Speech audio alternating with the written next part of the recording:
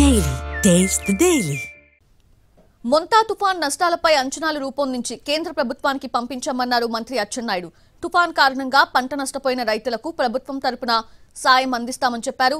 వరి హెక్టార్కు 25,000 రూపాయలు, అరటి హెక్టార్కు 35,000 రూపాయలు నష్టపరిహారం ఇవ్వాలని ప్రభుత్వం నిర్ణయించిందని చెప్పారు.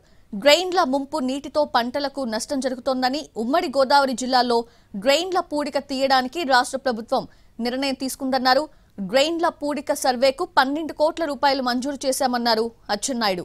అమలాపురంలోని కలెక్టర్ కార్యాలయంలో అభివృద్ధి సమీక్షా మండలి సమావేశంలో మంత్రి అచ్చెన్నాయుడు పాల్గొన్నారు. కేంద్ర ప్రభుత్వానికి పంపించి వారి సహకారం కూడా తీసుకొని ఈరోజు నష్టపరిహారం ఇవ్వడానికి కూడా డెసిషన్ తీసుకున్నాం.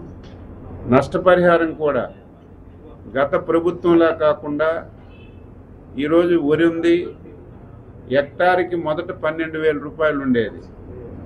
దాన్ని 2018 తిత్లీలో హెక్టార్కి చంద్రబాబు నాయుడు గారు 20,000 రూపాయలు నష్టపరిహారం ఇవ్వాలని నిర్ణయం చేశారు.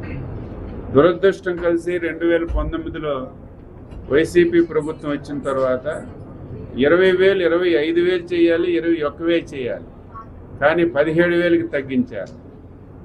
మళ్ళీ మొన్ననే విజయవాడలో వరదలు వచ్చేటప్పుడు 17,000 ఉన్నటువంటి వరికి హెక్టార్కి నష్టపరిహారం ఒకేసారి 25,000 చేశాం.